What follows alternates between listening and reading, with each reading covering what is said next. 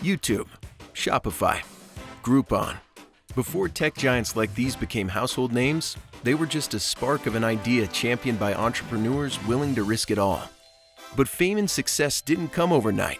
Many had to revamp their business models and pivot their plans time and time again before discovering a strategy that clicked for customers.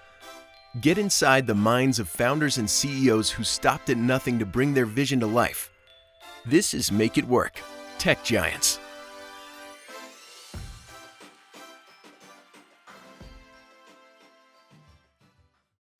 Founder of Groupon, Andrew Mason, started with an idea that almost failed. How did he turn a near failure into the multi-billion-dollar company we know today as Groupon?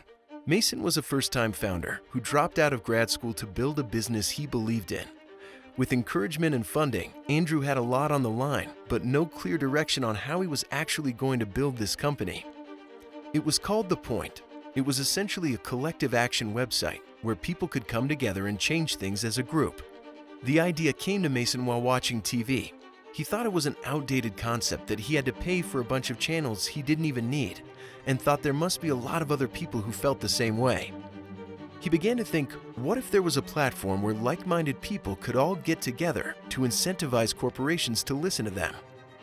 Mason described the platform as a way to say I'll do something, but only if a critical mass of other people does it with me. A project on the platform sets a monetary goal and a purpose. Individual people can pledge money to the project, but no money is exchanged unless the entire goal is met, which was called the tipping point. This allowed people to contribute without feeling like their money was being wasted or they were alone in the deal. While that solved one problem, there was another really big issue that was becoming clear as more and more people started using the site. In an interview with the Wall Street Journal, Mason said, "It's this huge abstract idea. You can use this platform to do anything from boycotting a multinational company to getting 20% off a subscription to The Economist. That's the big problem with it." After 9 months, the company was struggling to survive, and the investors were getting nervous that this wasn't going to work. Mason began to fear they would lose their funding when he was just getting started. Mason and his team looked deep into how people were using the platform, trying to figure out what was working. It turns out that users were getting together and buying things as a group to get discounts on a product. If they reached a certain amount of people buying into the discount, the tipping point would activate, and everyone got something they wanted for less. Mason was able to convince the investors to hang on a while longer while they focused completely on this side of the business. He called it Get Your Groupon, combining user-based collective buying power with the tipping point. Mason and his small team made hundreds of phone calls a day to local businesses in Chicago. They brought together small businesses who needed more customers and customers who wanted more deals, which seemed like the perfect solution. Mason was onto something. It took off, and they were growing fast, adding more subscribers daily. They no longer had to call businesses every day. They were actually turning them away. They couldn't handle the volume. Within 6 months, they opened in Boston, New York, and Washington, D.C. They began opening in a city every month, which grew to 2 cities, then 4.